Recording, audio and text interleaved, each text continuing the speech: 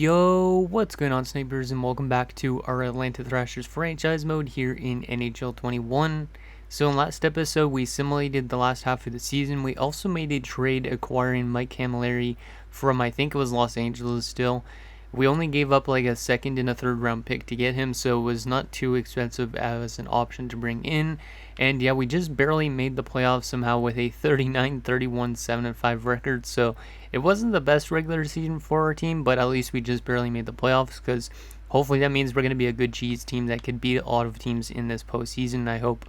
But we do have a tough task ahead of us with the Tampa Bay Lightning, who went 49-25, 5-3 on the season. So it's probably going to be a very tough task for us, but we both have the identical records in our last 10 games, so should be intriguing to see who wins the series. But yeah, that Camilleri trade that we made in last episode actually helped us out quite a bit. So yeah, we gave up a second and a third to get him, and he picked up 17 points in 22 games, which definitely helped out our offense for our top 6, and I think it could help us out this playoff run as well. And yeah, we just have a lot better depth now, I think, in terms of our forward core with the addition of Camilleri. So yeah, our team looks pretty good for the most part going into this playoff run. I'm kind of concerned a little bit about the -1 still on Connolly and Ferguson's pairing.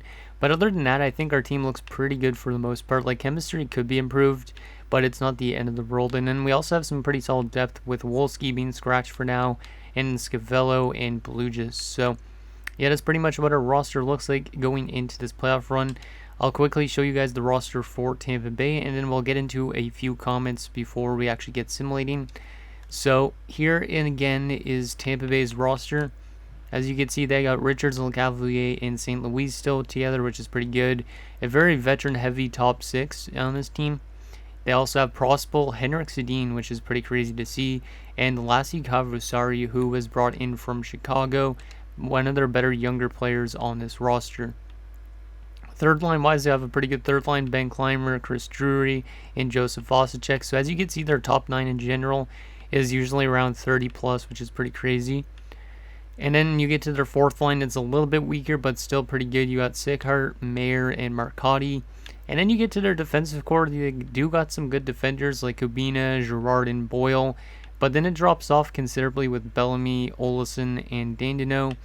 And then their goaltending is pretty solid. They got Abisher and Fernandez. And depth-wise, they have Huckins, Southerby, and Bremo. So we should be able to maybe take this to 7 games, I think, just because we got a lot of experience. But Tampa Bay is a pretty damn good team, so it might be very tough to actually beat them. But then again, us being the team that just barely made the playoffs, I feel like we could pull off an upset, just because sometimes that happens in the simulation.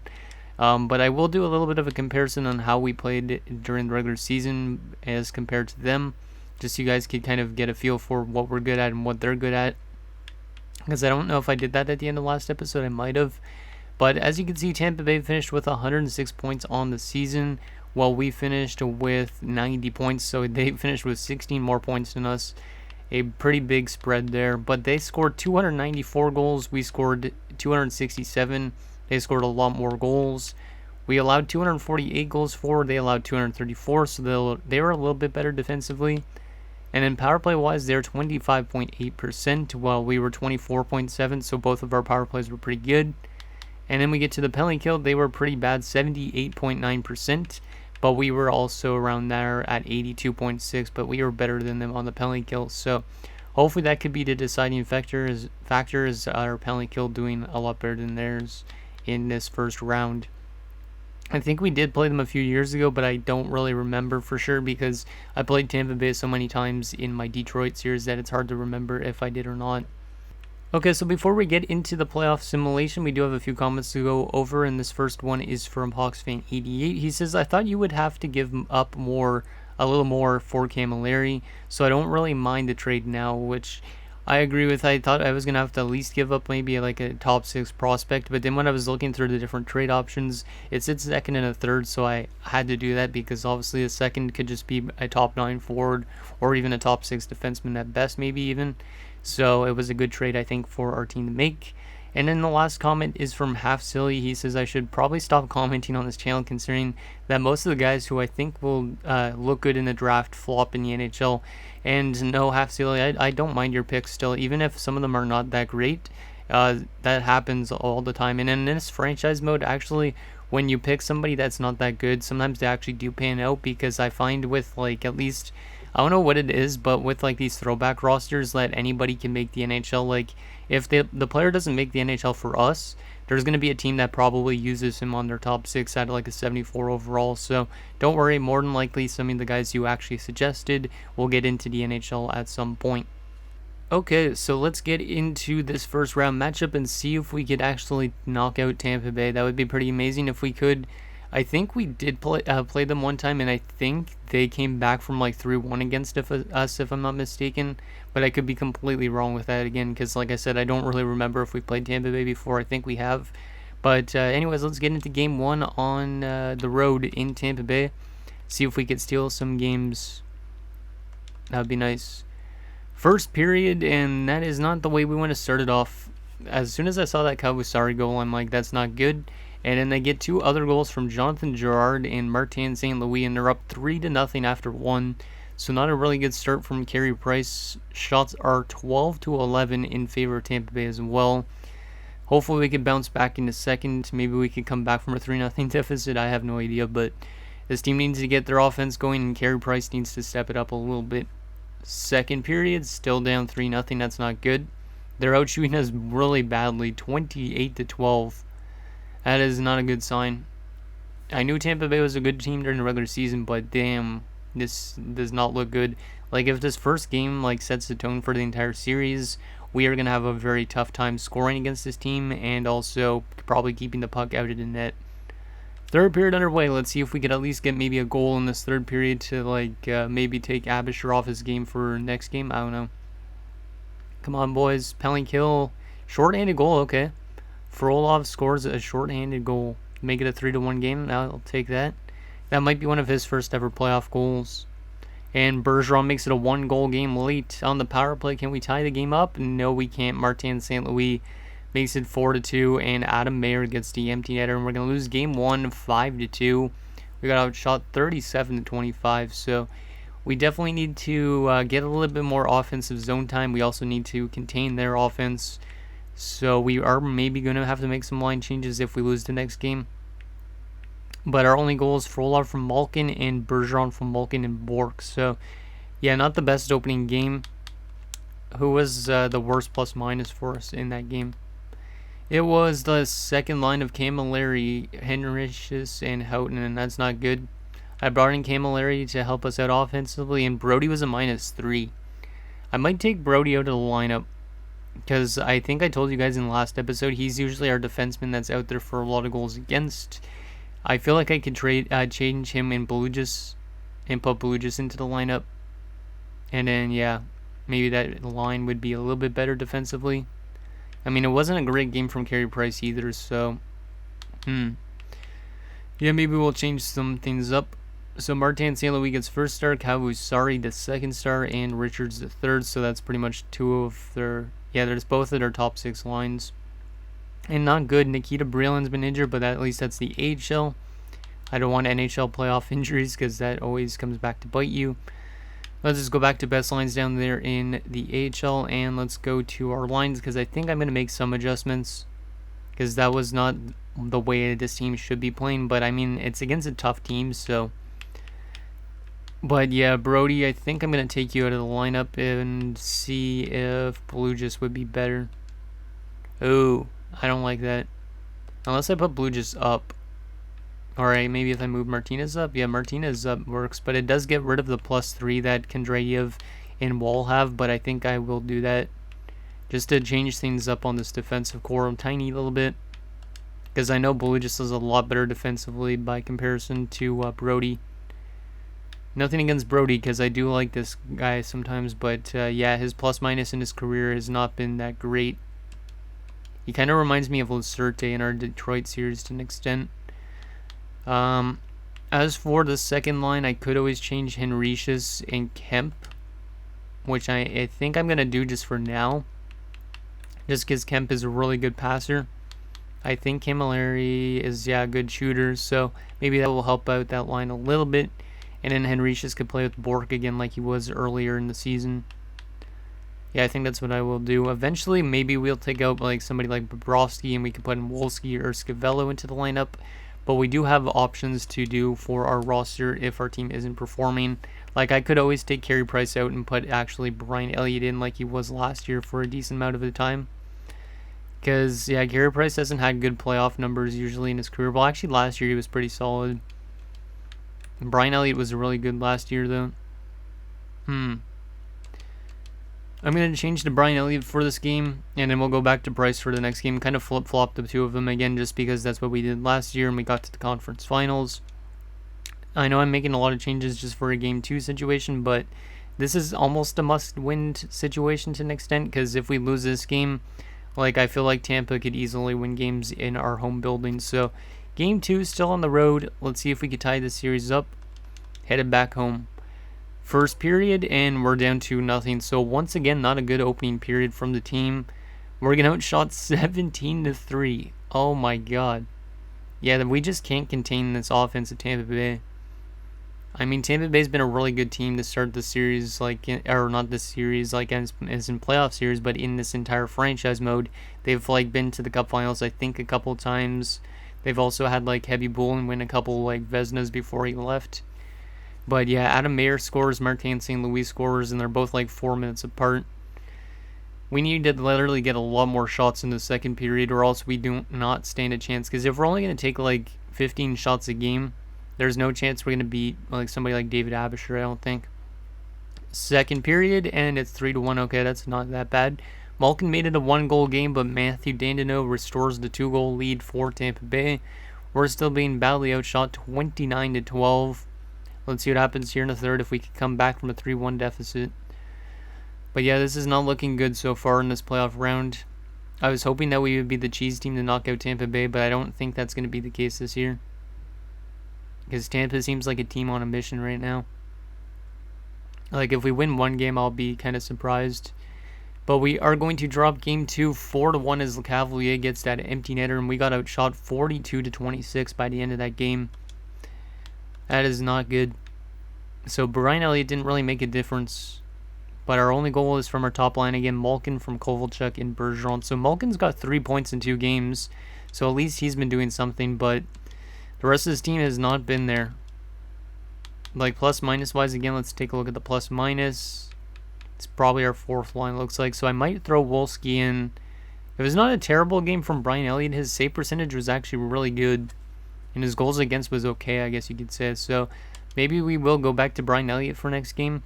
Unless Carey Price is a better home goaltender, I have no idea. But I think we will make more line changes because we're being outscored 9-3 in this series already. Now let's just go best lines in Manitoba. What can we do to help this team out? Like, the top line is fine, I think. But I don't know really what to do with the rest of these lines.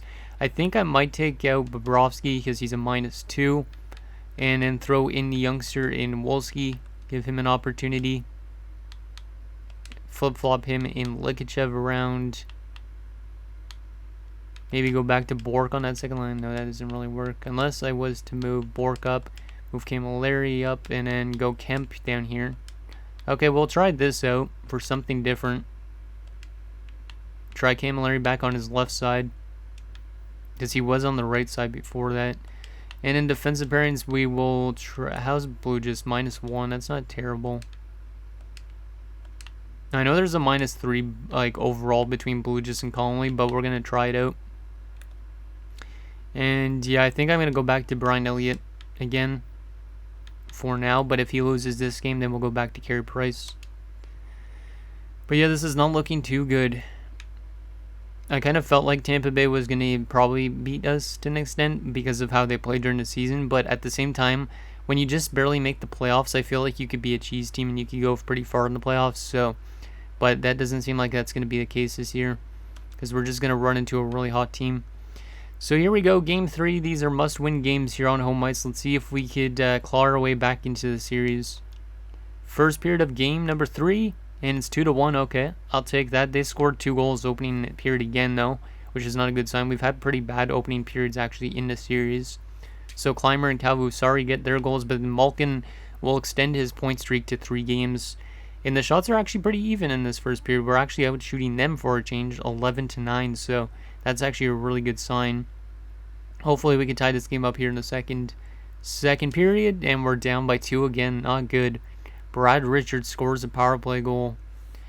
And once again, we're still out shooting 25-17, but we are not able to score.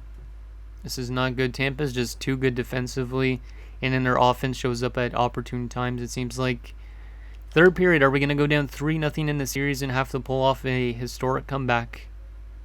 It'd be nice if we could pull off a historic comeback. Like, imagine we're going to go down 3-0 and then win in 7 games. Like, I've rarely seen that in franchise mode, but who knows, maybe with us being a cheese team, maybe that could happen. And we're down 4-1 again. Houghton makes it 4-2. But a game that we actually outplayed them in terms of shots, but we do lose 5-2. Adam Mayer with that empty net goal. We just cannot contain their offense. It's just too good. Malkin from Bergeron and Kovalchuk, and Houghton from Pelugis and Bork. Malkin gets 3rd star, but yeah, Abisher's been fantastic in this round so far. And then their offense has been really good. I honestly have no idea what to do. We're going to go back to Carey Price for next game for sure. But like for our offense-wise, I don't know what to do. Defensively, I don't know what to do. Because we're being outscored now 14-5. Yeah, 14-5 in our first 3 games of the series. Like, I know Tampa had 10 more wins than us in the regular season or whatever it was, but still, that's crazy. Looks like our AHL team got on to the next round. Or no, they're in the first round still. Okay, that's good. Let's go to edit lines again and see what we could do to try and get this team to come back from a 3-0 deficit. Plus minus wise, everybody's minus on this team. Ooh, Henricius is a -6. I don't like that at all. Let's go back to something like this again.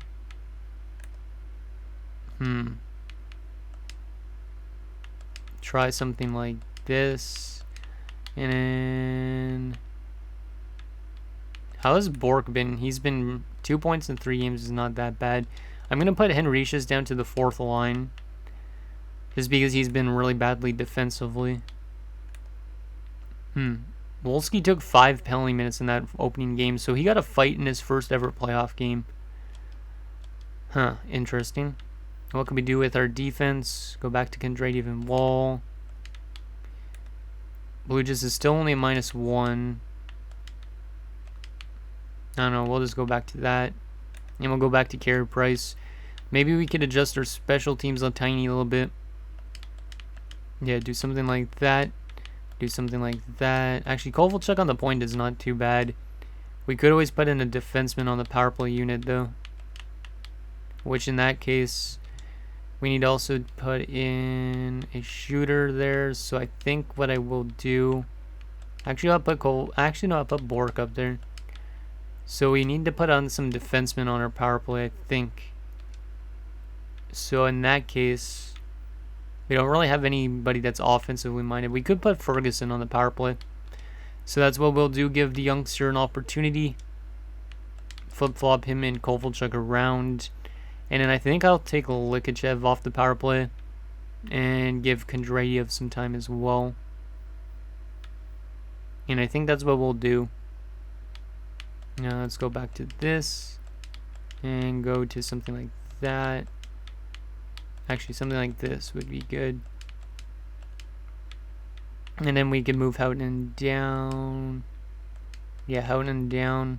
Actually, no, we will keep take Houghton off the power play. And then go back to Kondrativ, but we'll put Kondrativ on that top pairing. And then we will put Ferguson on this second one. Just to change things up. And I don't know if their special teams are not doing that great. Just change some random things around. Who knows? Maybe it helps out. Maybe it doesn't. I don't know how this makes any sense, though. Putting Conley as a forward actually gives us a better chemistry. Which makes no sense. We'll leave the rest of this the same. And goalies, yeah, Carey Price is good. Yeah, I think that's what we'll do. We need to win 4 straight games or else we're getting defeated by Tampa Bay, which is not really a surprise, but it kind of is to an extent considering like the last 3 years we went to round 1, round 2, and just last year we were in the conference finals, but it looks like we're going to maybe take a step back this year and maybe next year will be better, but we need to get 4 straight wins, which is going to be tough against this team. So real-time simulation for Game 4. We're on home ice. Let's see if we could actually win a game in this series or not.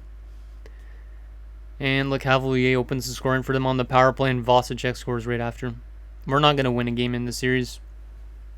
Our team just is not playing good enough defensively, as Kovalchuk makes it a 1-goal game, but Girard makes it a 2-goal game again. Like, even when we score, it seems like they bounce back right away. And we're down 3-1 after 1. We've just had terrifically bad, I was going to say terrific, but terrifically bad first periods in the series. Like, I think we've allowed at least 2 to 3 goals in opening period. And we're being outshot 13-6, so we've been outshot in almost every single game except for last game. Let's see if we can come back here in the second period potentially. But things are not looking good for this team. Maybe next year is the year, though. Because sometimes when you have a bad year with a good team, then you come back the next year and you're a lot stronger. But Dan Boyle makes it 4-1. Marcotti makes it 5-1. Carey Price has been horrible. He's playing like he does during a regular season in real life. Bergeron makes it a 5-2 game, but we're down by 3 goals going into the third. Shots are even now, 21 apiece, but we're just not scoring enough and we're allowing too much goals. So pretty much a combination of a lot of different problems. Third period, let's see if we could somehow claw our way back into this. But yeah, we're going to get swept by Tampa, which really sucks considering I thought that trade for Camilleri would help us out offensively, but it doesn't seem to be doing that. Malkin makes it a 5-3 game. Come on, boys. Yeah, we're not going to tie it. And we are going to be swept by the Tampa Bay Lightning, who are probably going to go on to win a Stanley Cup, I would assume, because of how good they've played. We outshot them in those 2 games on home ice, which is good, but we just cannot score goals against a team like that. We got beat by a super team, pretty much. So Kovalchuk from Frolov and Camilleri, Bergeron from Kovalchuk and Martinez, and Malkin from Kovalchuk and Frolov. 3 stars in those games. That game, Kovalchuk actually got first star, Boyle the second star, and Frolov the third. Oh, that really blows. I thought this team would have maybe had the cheese bug in them, as Gordon Ferguson got injured in the last game of the year. That really sucks. Let's take a look at our player stats for that playoff run, and then we'll sim to the awards and stuff like that already in the draft and find out the retirements, just because why not. That really sucks, getting swept after going to the conference finals, though. So yeah, Malkin was really good in that round. He did take a decent amount of penalty minutes, though. Bergeron had 4 points. Frolov was pretty solid, actually, 3 points. Houghton only had 1 goal, which, yeah, that was a little bit problematic, because he had a pretty good regular season, but only would have 1 goal in 4 games. Yeah, I don't really like that. Kuznetsov was also quiet. He had a really good season in the regular season. Yeah, he had 29 goals in 82 games, and it was his best year of his career, but in the playoffs, he didn't show up at all. And in left wing-wise, Kovalchuk was fine. Camilleri was really quiet, which kind of sucks because I brought him in. Henricius was not good defensively. Likachev was not good defensively or offensively. And same with Kemp, who was like rookie of the year probably. That's not good. Right wing wise, Bork had 2 points. Brovsky had no points, and Wolski had no points. So literally our forward core was very quiet. Like, you only had 7 people pick up points in that first round. Like, 2 of them were over point per game, and then the rest were all below point per game or around point per game. And then most of them were all plus minus, was really badly minused. Like, Frolov and Malkin were the only plus players, or even players, I should say. And then defensively, no points from our defensemen except for Blujas and Martinez. They only had 1 assist apiece. And plus minus 1, the only even pairing was Blujas and Conley. Wall and Kondratyov were a -6 in those 4 games. Not good. And then our goaltending situation was horrible as well. Brian Elliott was the better of the 2 goalies again, which is not good for Carey Price, because we signed him to like an 8-year extension. That's not looking good. Okay, let's simulate to the awards, I guess. Find out who ends up winning Rookie of the Year, the Stanley Cup, all that sort of stuff. It's probably going to be Tampa Bay and San Jose in the Cup Finals, I'm feeling. I don't know why. Just because Tampa and San Jose are both pretty dynamite teams in this. Let's go best lines down there in Manitoba. Who's going to win the Stanley Cup? I'm feeling San Jose for some reason again. I don't know why. And it's going to be probably around here.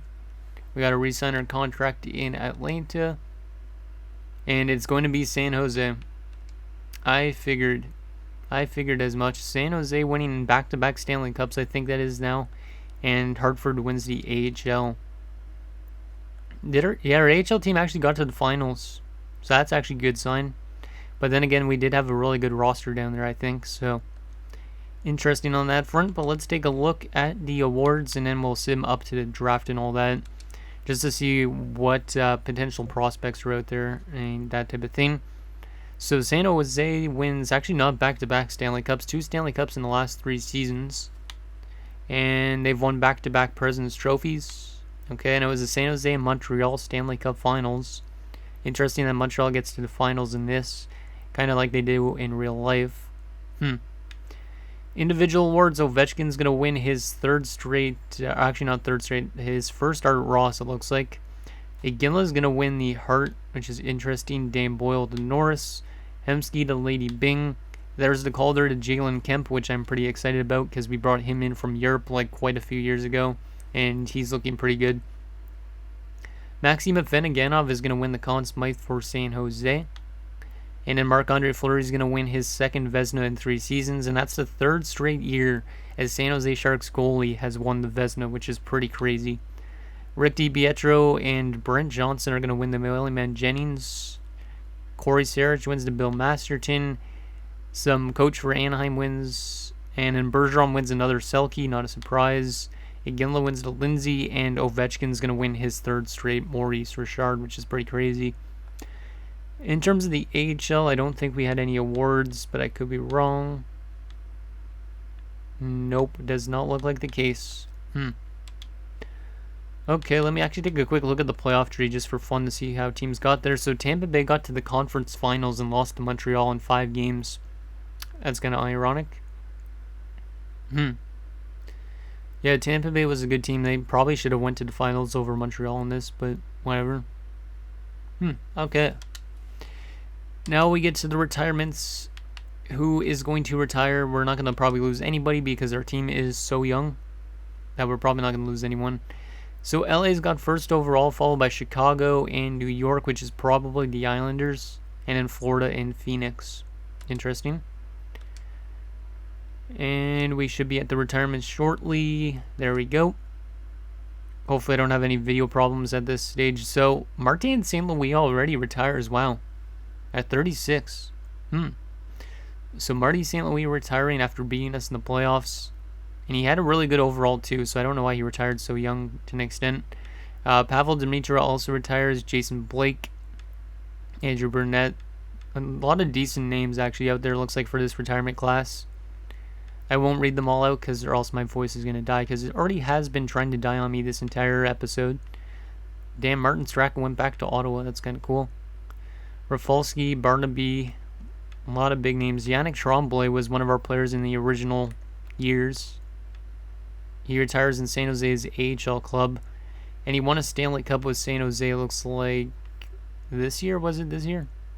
Or was that last year? I don't even know. But it looks like he won some Stanley Cups in San Jose, which is nice.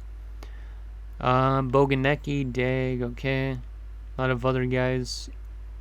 Eric Messier, okay. Yeah, a lot of interesting players. Pierce Bartford, another 4th-year player of ours. Where did he go after leaving us? Rangers, Montreal, Binghamton, and then New Jersey and Chicago. Ferenisic Caberlet, another former player, I think, of ours, right? Yep.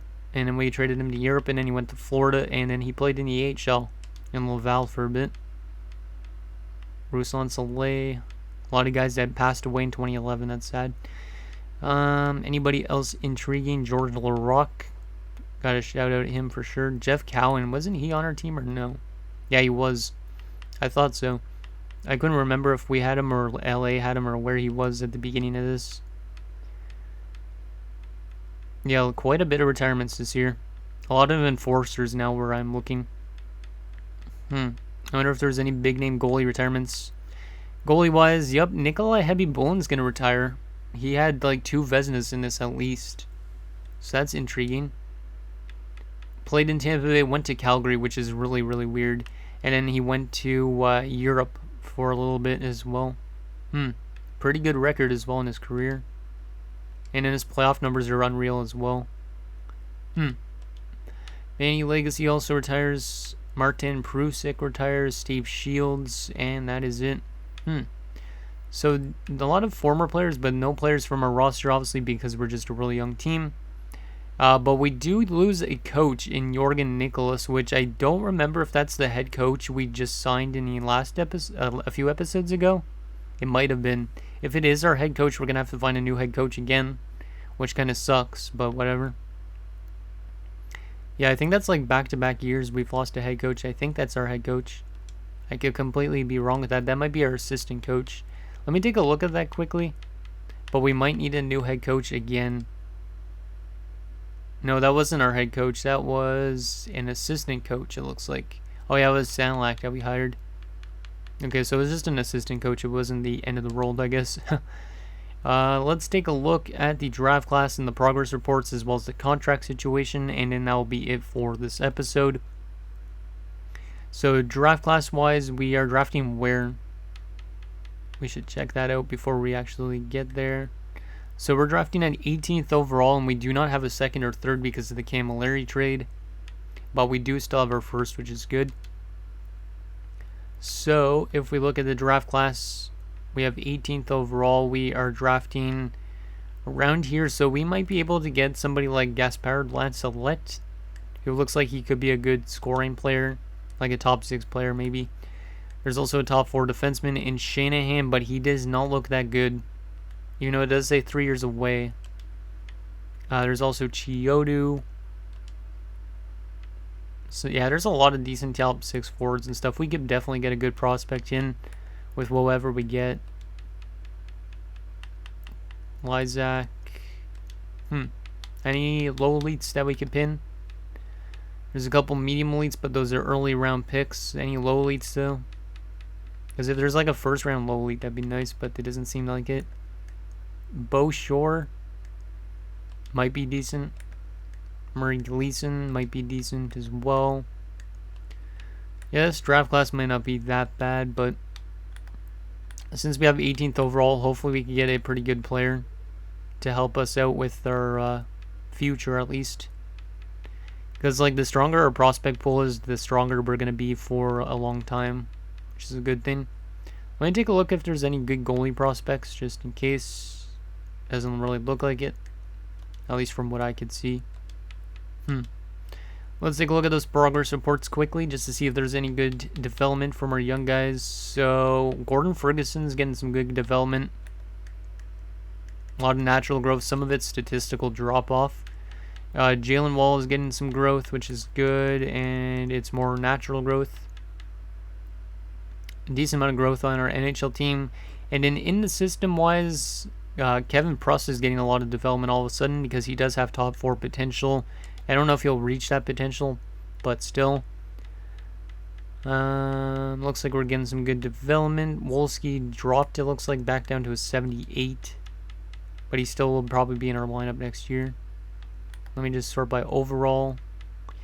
Yeah, we have to kind of figure out what to do with like Jackson Robbins. Like, we could always get rid of Carey Price. I know it sounds strange because he's a low franchise goalie, but we could always get rid of Carey Price and play Jackson Robbins if we want to. But I think Ivanov is going to crack the lineup next year. We could always play Edmonds if we get rid of somebody like Blugis or Brody. Yeah, we do definitely have some options. It looks like Guggenot got no development, which really sucks because, yeah, I drafted this guy in like the first round, I think it was. But yeah, maybe we try and play him next year on our defensive core, I don't know. And finally, let's take a look at our contract situation just to see what's up in the offseason. So, all expiring. So, Kuznetsov's the biggest player that we need to get back. And there's also Houghton, Conley, Frolov, Ivanov, Hillen, and yeah, some other roster players, but not too expensive players, which is kind of good. And then if we go to our goaltenders, Jackson Robbins is going to need a contract. He might not want to come back because he's been playing in the AHL. There's also Lapierre, and there is Pinot. So anyways, guys, that's going to do it for this episode of Atlanta Thrashers franchise mode. So it really does suck that we got eliminated in the first round, but we got to keep looking forward to next year and the future years, because I think this team still has it in them to probably have a pretty good team in the next few seasons. So let me know what you guys think down below, and I'll see you guys next time.